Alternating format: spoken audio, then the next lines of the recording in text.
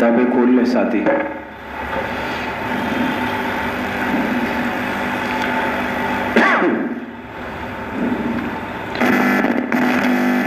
الباب الاول سے ساتھی کتابیں کھول لیں.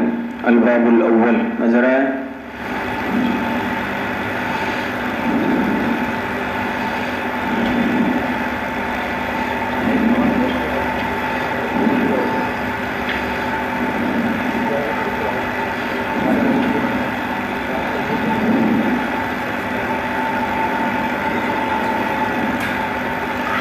دیکھیں حدیث کا سبق ہے زاد الطالبین.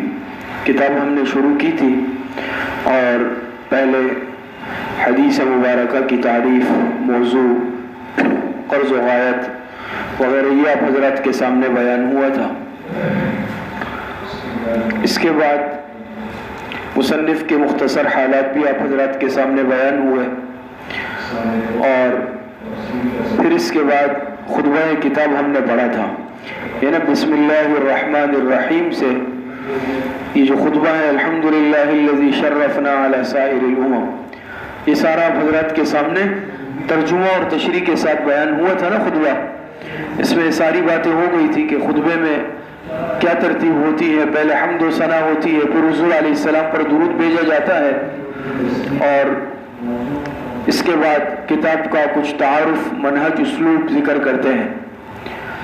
آج اور خطبے میں آپ نے یہ بھی پڑھا تھا کہ مصنف نے فرمایا وَرَتَّبْتُهُ عَلَى بَابَيْنِ، وَرَتَّبْتُهُ عَلَى بَابَيْنِ، میں نے اس کتاب کو مرتب کیا ہے 2 ابواب پہ. تھا نا اس طرح؟ ایک باب یہی ہے جو آج ہم شروع کر رہے ہیں الباب الاول، اور دوسرا آگے جا کر آئے گا الباب الثانی فی الواقعات والقصص، آگے جا کر بہت آخر میں. تو آج الباب الاول سے ہم شروع کریں گے. دیکھ لیں، صفحہ کھول لیں. بسم اللہ الرحمن الرحیم. الباب الاول فی جوامع الکلم ومنابع الحکم والمواعظ الحسنۃ. فرماتے ہیں پہلا باب ہے اور یہ ہے فی جوامع الکلم، جامع کلمات کے بیان میں، ومنابع الحکم، حکمت کے سرچشموں کے بیان میں. منابع منبع کی جمع، منبع کہتے ہیں چشمہ، سرچشمہ. حکم جمع حکمت کی. والمواعظ الحسن، اور بہترین واعظ و نصیحت کے بیان میں. بات سمجھ میں آ رہی ہے؟ فرماتے ہیں یہ پہلا باب ہے کس کے بیان میں؟ جوامع الکلم. یہ اشارہ ان حدیثوں کی طرف ہے کہ یہ جو حدیثیں ابھی لا رہے ہیں مصنف، تو یہ حدیثیں کیا ہوں گی؟ جوامع الکلم، ایسی جامع ہیں کہ مختصر الفاظ ہے اور معانی زیادہ ہے. جوامع الکلم ہے یہ حدیثیں. سمجھ میں آ رہی ہے؟ ومنابع الحکم، یہ احادیث جو ہیں یہ حکمتوں کے سرچشمے ہیں، اس سے قیمتی موتی نکلتے ہیں. حکمت بھری باتیں ہیں یہ ساری، اور یقینی طور پر حکمت بھری باتیں. حضور علیہ السلام کی حدیث مبارکہ، آپ کا ارشاد مبارک ہو، اس سے زیادہ قیمتی چیز کون سی ہو سکتی ہے؟ تو فرمایا ومنابع الحکم، یہ حکمتوں کے چشمے ہیں، یہاں سے حکمتوں کا سرچشمہ ہے. والمواعظ الحسنہ، اور یہ جو احادیث ہے یہ بہترین واعظ و نصیحت ہے. کیا ہے؟ بہترین واعظ و نصیحت کی باتیں ہیں. یہ عنوان سمجھ میں آیا؟ تو پہلا باب کس چیز کے بیان میں؟ جامع کلمات کے بیان میں، حکمت کے چشموں کے بیان میں، اور بہترین واعظ و نصیحت کے بیان میں. اشارہ ان احادیث کی طرف ہے. سمجھ میں آ رہا ہے؟ اب حدیث شروع ہوگی. جو ہمارا موضوع ہے احادیث مبارکہ، دیکھیں نمبر 1 لگاؤ، یہاں سے احادیث شروع ہوں گی.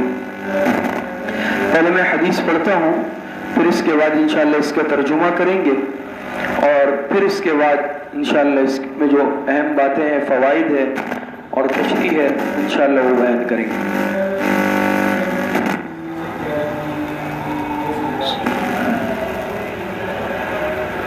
جی زوم میں اور لائیو میں کیا کیفیت ہے؟ پہلے میں حدیث پڑھتا ہوں. بسم اللہ الرحمن الرحیم. قال النبی صلی اللہ علیہ وسلم انما الاعمال بالنیات وانما لامرئ ما نوى فمن كانت هجرته الى الله ورسوله فهجرته الى الله ورسوله ومن كانت هجرته الى دنيا يصيبها او امرأة يتزوجها فہجرتہ الی ما ہاجر الیہ رواہ البخاری و مسلم۔ یہ حدیث مبارکہ تھی۔ آواز آپ حضرات کو صاف آ رہی ہے سبق کی؟ تھوڑی سلو ہے، ہو جائے گی انشاءاللہ۔ جی آواز تھوڑی سی سیٹ کر دیں۔ ترجمہ سنیں۔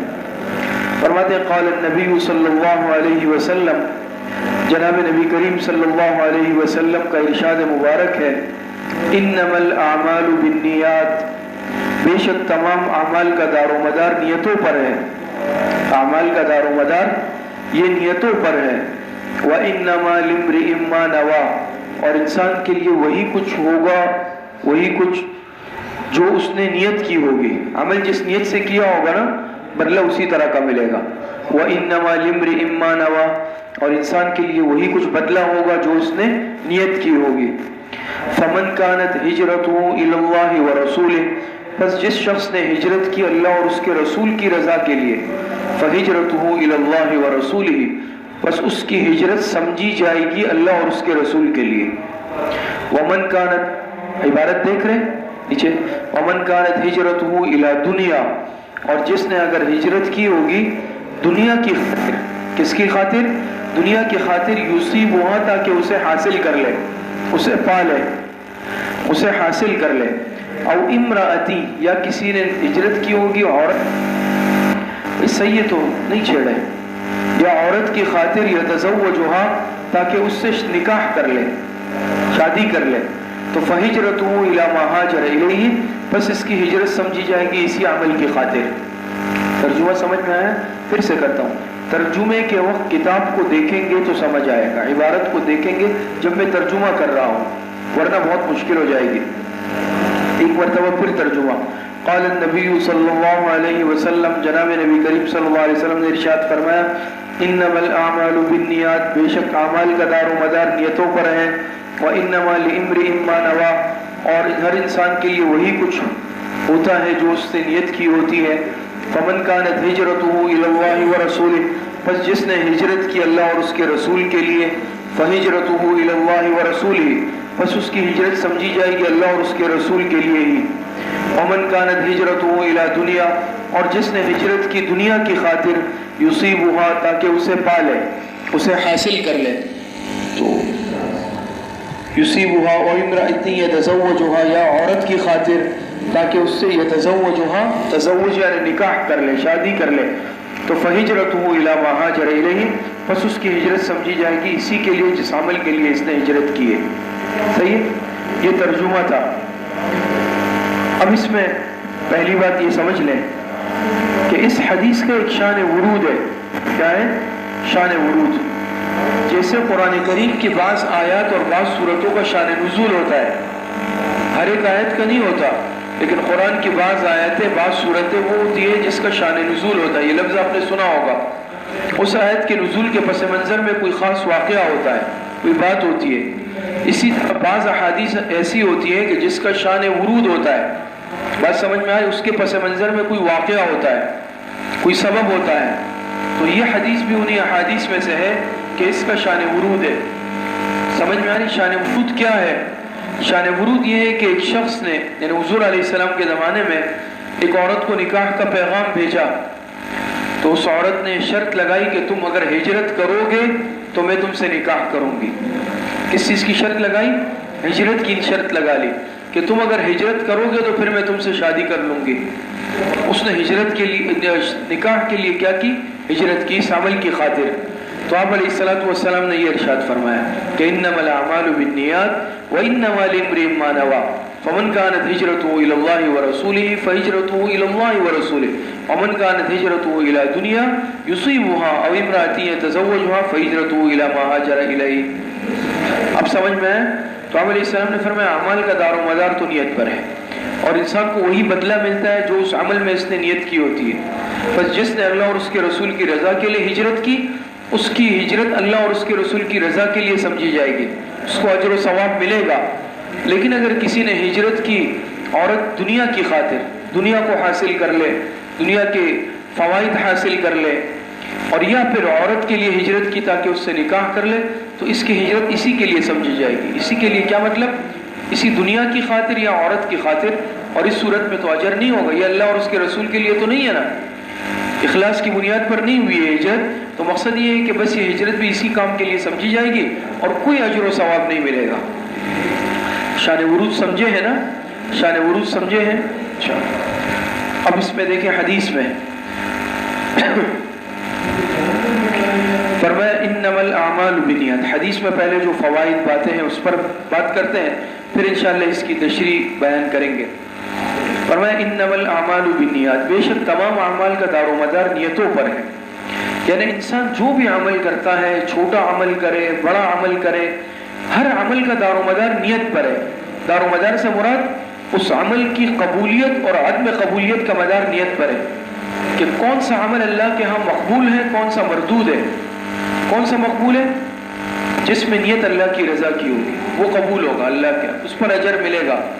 جس میں خدا نخواستہ نیت دنیا کی ہے, شہرت کی ہے, مالی مفاد کے حصول کی ہے, کوئی اور دنیاوی مقصد پوشیدہ ہے, تو وہ تو اللہ کے لیے نہیں ہوا. تو پھر اس صورت کے اندر وہ عمل اللہ کیا مقبول بھی نہیں ہوگا, اس پر اجر بھی نہیں ملے گا. تو ہر عمل کا اعتبار کس پر ہے؟ نیت پر ہے. جیسی نیت ہوگی عمل پر اسی طرح کا بدلہ ملے گا. وَإِنَّمَا لِإِمْرِئٍ مَّا نَوَىٰ, اور ہر انسان کو وہی کچھ ملتا ہے جو اس نے نیت کی ہوتی ہے. سمجھ رہے ہیں نا؟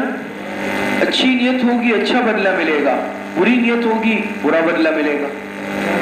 اور دنیا میں تو انسان انسانوں سے نیت چھپا سکتا ہے, لیکن یاد رکھیں اللہ پاک سے انسان دل کی کیفیت اور نیت بھی نہیں چھپا سکتا.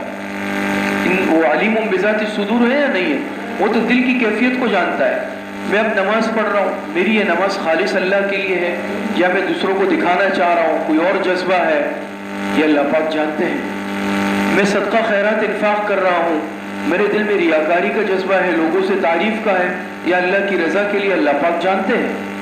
کوئی بھی انسان عمل کرے, عبادات ہے, معاملات ہے, معاشرت ہے, اخلاق ہے, نیت کی درستگی قبولیت کے لیے ضروری اور شرط ہے. نیت کی تصحیح ضروری ہے. نیت اگر عمل میں صحیح ہوگی, اللہ کی رضا کے لیے ہوگی, وہ عمل عند اللہ مقبول ہوگا, آخرت میں کام آئے گا اور اس پر اجر و ثواب ملے گا. خدا نخواستہ نیت اگر فاسد ہو گئی پھر معاملہ خراب ہوگا. وَإِنَّمَا لِإِمْرِئٍ مَّا نَوَىٰ, ہر انسان کو وہی بدلہ ملتا ہے جو اس نے اس عمل سے نیت کی ہوتی ہے. اچھی نیت ہے, حسن نیت ہے, بدلہ بھی اچھا ہے, آخرت میں اجر پائے گا, اللہ پاک اس عمل کو قبول کریں گے.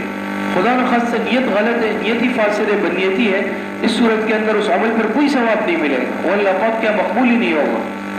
سمجھ رہے ہیں جملوں کا مطلب؟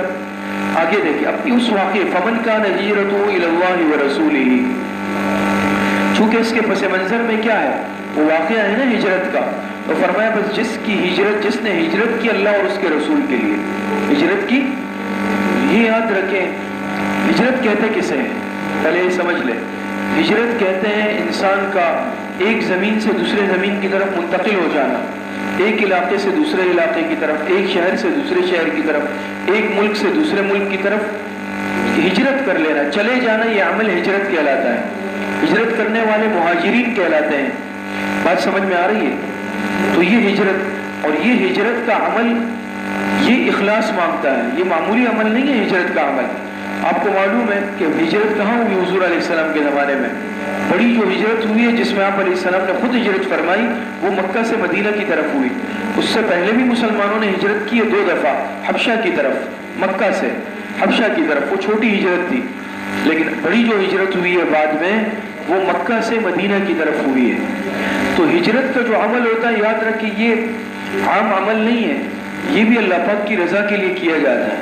بات سمجھ میں؟ یہ اللہ اور اس کے رسول کے حکم سے ہوتی ہے نا, تو یہ دنیاوی مقصد کے لیے نہیں کی جاتی کبھی بھی کہ میں ہجرت اس لیے کروں وہاں جا کر زمین اچھی ہے, چیزیں سستی ہے, وہاں رشتہ اچھا ہو جائے گا, وہاں پر مجھے کاروبار اچھا جم جائے گا.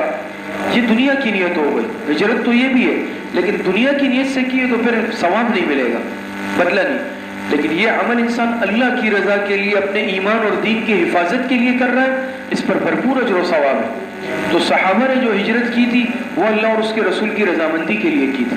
ہاں اس شخص نے یہ عمل کیا عورت سے نکاح کے لیے. ہاں یہ بھی بات سمجھ لیں کہ عورت کون تھی, کیا نام تھا. اس عورت کا نام علماء نے قیلہ لکھا ہے, قیلہ, قاف یا لام ہا, یہ لکھ لیں امتحان میں آئے گی یہ باتیں, لوگ لکھ نہیں رہے. قیلہ, قاف یا لام ہا, اس عورت کا نام قیلہ لکھا ہے اور اس کی کنیت لکھی ہے ام قیس. کنیت لکھی ہے ام قیس. ام تو لکھنا جانتے ہیں نا, اس کے بعد قیس, قاف یا سین, ام قیس. جیسے کنیت عرب کنیت بھی رکھتے تھے. مرد کا نام کیا ہے اس کا نام کسی نے ذکر نہیں کیا, معلوم نہیں ہو سکا. البتہ یہ مشہور ہو گیا مہاجر ام قیس کے نام سے. کس لقب سے مشہور ہو گیا یہ شخص؟ مہاجر ام قیس. یعنی اس نے ام قیس کے لیے ہجرت کی تو لوگ اسے کیا کہنے لگے؟ مہاجر ام قیس. یہ بات سمجھ میں آ رہی؟ تو ہجرت کہتے ہیں ایک علاقہ چھوڑ کر دوسرے علاقے کی طرف جانا, اور یہ بھی ایک عمل ہے بشرطے کہ اپنے دین کی حفاظت کے لیے ہو اور اللہ اور اس کے رسول کی رضا کے لیے ہو. اور یاد رکھیں ہجرت کرنے والا مہاجر کہلاتا ہے. تو مہاجر کا تعلق کسی قوم زبان سے خاص نہیں ہے. ہر وہ انسان جو ہجرت کر لے کسی بھی زبان کا ہو کسی بھی قوم کا, وہ مہاجر ہے, وہ مہاجر ہے. اب تو ہم نے ایک ذہن میں خاص کر لیا قوم کے ساتھ, خاص زبان والوں کے ساتھ, لیکن ایسا ہے نہیں حقیقت میں.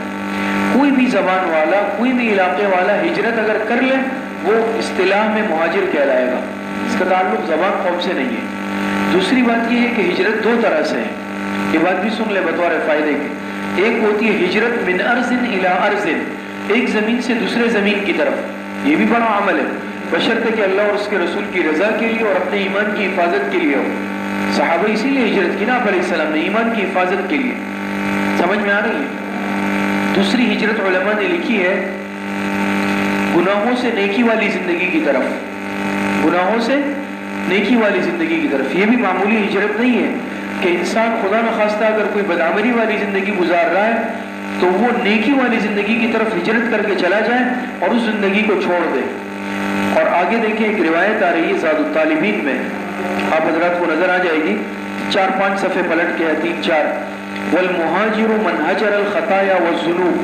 اگر نہیں مل رہی ہے تو پھر چھوڑ دیں. میرے والے میں نمبر ہے 33 نمبر حدیث, 33 نمبر حدیث نظر آئی ہے. المسلم من سلم المسلمون, اسی میں آگے جا کے دیکھیں آخر میں والمہاجر من ہجر الخطایا والذنوب. نظر آئے؟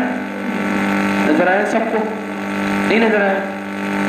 المسلم من سلم المسلمون, اسی میں آگے دیکھیں, اسی حدیث کو آگے پڑھیں, دیکھیں آخر میں والمہاجر من ہجر الخطایا والذنوب. حقیقی مہاجر کون ہے؟ حقیقی مہاجر, یہ حدیث انشاءاللہ آپ پڑھیں گے وہاں تشریح. حقیقی مہاجر وہ ہے من ہجر الخطایا والذنوب, جو خطاؤں کو اور گناہوں کو چھوڑ دے, خدا حافظ کہہ دے.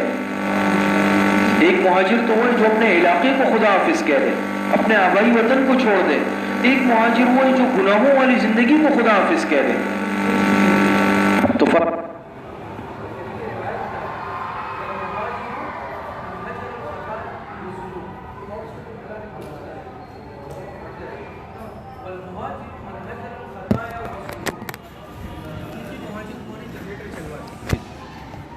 آرڈر لگا ہوا وہاں بھی لگا ہوا, بس مسئلہ نہیں. والمہاجر من ہجر الخطایا والذنوب. روایت نظر آئی نا کہ حقیقی مہاجر وہ ہے کہ جو گناہوں کو اور خطاؤں کو چھوڑ دے. تو ہجرتیں دو طرح کی ہے اور دونوں پہ عمل کرنا ہے. ہجرت من ارض الی ارض کا تو ہر وقت موقع نہیں ہوتا. آپ اپنے ملک میں آپ کا ایمان محفوظ ہے, ایمان سلامت ہے, ہجرت کی ضرورت نہیں ہے. لیکن گناہوں کو چھوڑ کر نیکی کی طرف جانا, یہ انسان کو کسی بھی علاقے میں کسی بھی جگہ پہ ہر انسان کو ضرورت پڑ سکتی ہے. خدا نخواستہ اگر انسان گناہوں میں مبتلا ہے, یہ ہجرت تو اس کے لیے ضروری ہے نا کہ وہ گناہوں کو چھوڑ کر کس زندگی کی طرف ہجرت کر لے؟ نیکی والی زندگی کی طرف ہجرت کر لے. کچھ بات سمجھ میں آ رہی ہے؟ اچھا آگے دیکھیں. تو فرمایا مسئلہ نہیں, میں رکھا ہے. اچھا تو کہاں تک بات چلی؟ فمن کانت ہجرتہ الی اللہ ورسولہ, بس جس نے ہجرت کی اللہ اور اس کے رسول کی رضا کے لیے. تو میں نے عرض کی یہ عمل صرف اخلاص پر مبنی ہونا چاہیے. اور ہجرت کتنی طرح کی ہے؟ دو طرح کی. ایک زمین سے زمین یا ملک سے ملک, شہر سے شہر. جیسے 47 میں ہجرت ہوئی, ہندوستان پاکستان بن گیا. ہندوستان سے بہت بڑی لاکھوں افراد نے ہجرت کی قربانیاں بھی دی اور پاکستان آ گئے. یہ بھی ایک ہجرت تھی, اور ہجرتیں ہوتی ہیں. لیکن ایک ہجرت جو ہے گناہوں کو چھوڑ کر نیکی کی طرف, جو ہر مسلمان کے ذمہ لازم ہے. تو فرمایا جس نے اللہ اور اس کے رسول کے لیے کی تو یہ ہجرت سمجھی ہی جائے گی اللہ اور اس کے رسول کے لیے, یعنی اس کو اجر ثواب ملے گا اگر یہ مخلص ہے, اس نے اخلاص کی بنیاد پر کی تو پھر تو صحیح ہے. لیکن آگے دیکھیں ومن کانت ہجرتہ الی دنیا، خدا نخواستہ کسی نے ہجرت کی دنیا کی خاطر، کس کی خاطر؟ کہ یصیبھا، کیا مطلب یصیبھا؟ تاکہ اس دنیا کو حاصل کر لے، اس دنیا کو پا لے۔ اب دنیا کا مفہوم بہت وسیع ہے۔ کسی نے ہجرت کی، اس کا مقصد تھا بھئی وہاں جا کے زمینیں اچھی مل جائے گی، کاروبار اچھا جم جائے گا، وہاں گھر اچھے مل جائیں گے، وہاں جو ہے میرا جو ہے مارکیٹ میں کاروبار اچھا ہوگا، جو بھی دنیاوی مقصد ہے سب اس میں آ گئے نا۔ تو یہ دنیا کی خاطر ہوئی، کس کی خاطر؟ دنیا کی خاطر۔ او امرأتی یتزوجھا، یا عورت کی خاطر کر لی تاکہ اس سے کیا کر لے؟ اس سے نکاح کر لے، شادی کر لے، اس عورت سے کیا کر لے؟ شادی کر لے۔ یہاں ایک نکتہ سمجھ لیں، علماء نے لکھا ہے کہ عورت کو مستقل الگ سے کیوں ذکر کیا؟ جب دنیا کا ذکر کیا نا، دنیا میں تو عورت بھی آ گئی، دنیا میں ساری چیزیں شامل ہیں۔ دنیا میں یہ عورت کی خاطر کرنا یہ بھی دنیا ہے، یہ بھی دنیا ہے نا، یہ دنیا ہے یا نہیں ہے؟ تو دنیا میں تو آ گئی، پھر الگ سے کیوں ذکر کیا وہ امراتے؟ اگر صرف یہ کہتے تھے اگر دنیا کی خاطر، تو پھر چاہے عورت کی خاطر کر رہا ہے، نکاح کی خاطر کر رہا ہے، زمین کی خاطر کر رہا ہے، جائیداد، روپے پیسے، سب اس میں آ گیا۔ سمجھ میں آ رہا ہے نکتہ نا کہ یہ کیوں ذکر کیا؟ یہ باتوں کو سمجھا کرے ذرا۔ سوال سمجھ میں آیا کہ عورت کا الگ سے پھر کیوں دوبارہ ذکر کیا؟ دو جواب اس کے ہیں۔ ایک جواب اس کا یہ ہے، ذرا غور سے سنیں گے تو سمجھ میں آئے گا، کہ حدیث کے شان ورود میں تذکرہ عورت سے نکاح کا ہوا، اس لیے ذکر کیا عورت کا تاکہ یہ حدیث اپنے مورد پر رہے۔ سمجھ میں آ رہی ہے؟ شان ورود میں تذکرہ کس کا ہوا؟ عورت کا ہوا اور نکاح کا ہوا، تو اس لیے الگ سے خاص اس کو ذکر کر دیا کہ اس کے پیچھے جو قصہ ہے اس میں عورت اور نکاح کا معاملہ ہے، تو عورت کا خاص الگ طور پر آپ علیہ السلام نے ذکر کر دیا۔ مجھے سمجھ میں جواب سمجھ میں آیا؟ ایک اور جواب، وہ جواب علماء نے یہ لکھا ہے عورت کا اس لیے ذکر، ٹھیک ہے دنیا ہے، دنیا پرستی ہے، بہت بڑا فتنہ ہے، مال ہے، اسباب ہے، یہ سب فتنے ہیں، لیکن عورت کا فتنہ یہ بہت بڑا فتنہ ہے ان تمام کے مقابلے میں۔ عورت کا فتنہ یہ مال کے فتنے سے، اسباب کے فتنے سے بھی بڑھ کر ہے۔ حدیث میں آتا ہے نا، آپ علیہ السلام نے فرمایا النساء حبائل الشیطان، عورتیں شیطان کا جال ہے۔ اسی ذات طالبین میں بھی ہے، شیطان جیسے انسان شکار کرتا ہے نا، جال ڈالتا ہے، یہ شیطان بھی انسان کو شکار کرنے کے لیے مختلف جال ڈالتا ہے۔ سب سے خطرناک جال شیطان کا ہے عورتوں کا جال، عورتوں کے جال میں پھنسانا۔ دیکھتے نہیں ہیں انسان پھنس جاتا ہے اور کہاں سے کہاں چلے جاتا ہے، اچھا خاصا انسان، سمجھدار انسان، عقل پہ پردہ پڑ جاتا ہے کہ میں عاشق بن گیا ہوں، اور بعض مرتبہ انسان کیا ہے بھائی اپنی تقوی والی زندگی بھی چھوڑ دیتا ہے۔ اور خدا نخواستہ یہ بھی حقائق ہے ہمارے سامنے کہ اسی عورتوں کے لیے لوگوں نے دین اور مذہب اسلام بھی چھوڑا ہے۔ ایسے ہوا ہے نا، مذہب اسلام میں اس نے شرط لگائی کہ میرا مذہب اختیار کر لو، یہ ایسا پاگل ہو گیا تھا کہ اس نے اپنا دین اسلام چھوڑ کر ان کا باطل مذہب اختیار کر، ایسے واقعات بھی۔ تو یہ معمولی فتنہ تو نہیں ہے نا، یہ بہت بڑا فتنہ ہے۔ تو اس لیے اس کی حساسیت کی وجہ سے اس کو حضور علیہ السلام نے خاص طور پہ الگ سے ذکر کی، ورنہ دنیا کے اندر یہ بھی شامل ہے۔ سمجھ میں آ رہی ہے؟ فرمایا نا جب دنیا یصیبھا، کہ الی دنیا یصیبھا، دنیا میں عورت کا فتنہ بھی آ گیا، لیکن یہ اتنا بڑا فتنہ ہے کہ آپ علیہ السلام نے الگ سے بھی ذکر کیا کہ بھائی خاص طور پہ بچ کے رہو۔ بات سمجھ میں آ رہی ہے؟ یہ تو او امراتی یتزوجھا، یا کسی عورت کی خاطر کر لے تاکہ اس سے نکاح کر لے، تو فہجرتہ الی ما ہاجر الیہ، اس شخص کی ہجرت سمجھی جائے گی اسی عمل کے لیے جس کے لیے اس نے کیے۔ کیا مطلب؟ اس نے عورت کے لیے کی تو ٹھیک ہے، عورت کے لیے کر لی، اللہ پاک کے یہاں کوئی قدر و قیمت اس کی ہجرت کی نہیں ہے، اللہ پاک کے یہاں اس کی اس ہجرت کے عمل کی کوئی حیثیت نہیں ہے، اور اس کو کوئی اجر و ثواب نہیں ملے۔ دنیا کی خاطر کی، عورت کی خاطر کی، تو اسی مقصد کے لیے سمجھی جائے گی۔ بات سمجھ میں آ رہی ہے؟ تو یہ حدیث کا مطلب آپ سمجھے آپ حضرات، اس میں جو باتیں، تو یہ جو حدیث اصل ذکر کی ہے یہ بالکل شروع میں لائے، اور آپ کو معلوم ہوگا صحیح بخاری شریف جو صحاح ستہ میں سب سے بلند مقام رکھتی ہے، امام بخاری رحمۃ اللہ علیہ نے اپنی صحیح بخاری کو اس حدیث سے شروع کیا ہے، انما الاعمال بالنیات، اسی وجہ سے شروع کیا ہے کہ اتنی بڑی کتاب شروع کی جا رہی ہے، حدیث شروع کی جا رہی ہے، دین کا علم حاصل کیا جا رہا ہے۔ طالب علم تم بھی اپنے اندر اخلاص پیدا کر لو، اپنی نیت کو ابھی سے درست کر لو۔ یہ علم جو حاصل کر رہے ہیں آپ لوگ ماشاءاللہ دین سیکھنے کے جذبے سے آئے، اور الحمدللہ ہمیں یقین ہے کہ ہم سب کی نیت ہی درست ہوگی، آپ سب حضرات اخلاص سے آئے، لیکن ہر انسان اپنی نیت کو پھر بھی دیکھ لے، جائزہ لے لے، میرے اس علم کے حصول کے پیچھے کوئی دنیاوی مقصد تو نہیں ہے؟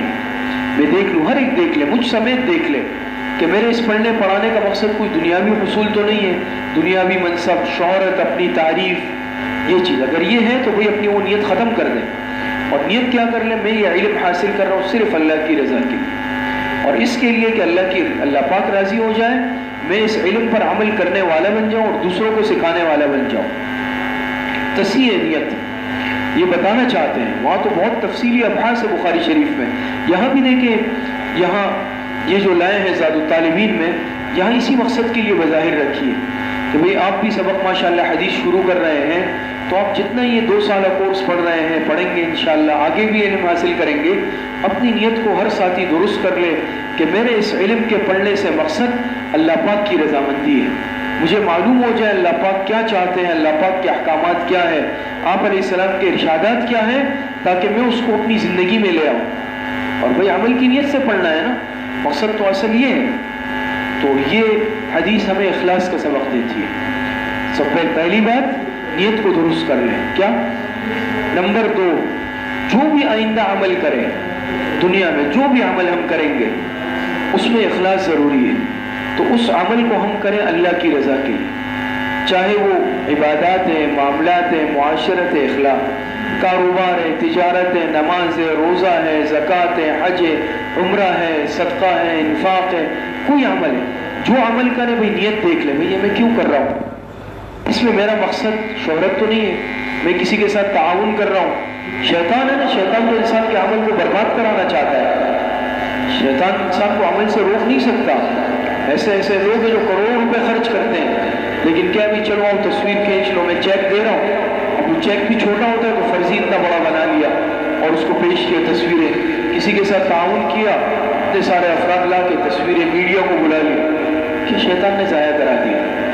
عمرے پہ جا رہا ہوں، حج پہ جا رہا ہوں، 10 لوگوں کو بار بار بتا رہا ہوں، اپنے عمروں کی تعداد بتا رہا ہوں، حج کی تعداد، اتنے طواف کیے، اتنے، بتانے کی ضرورت تو نہیں ہے۔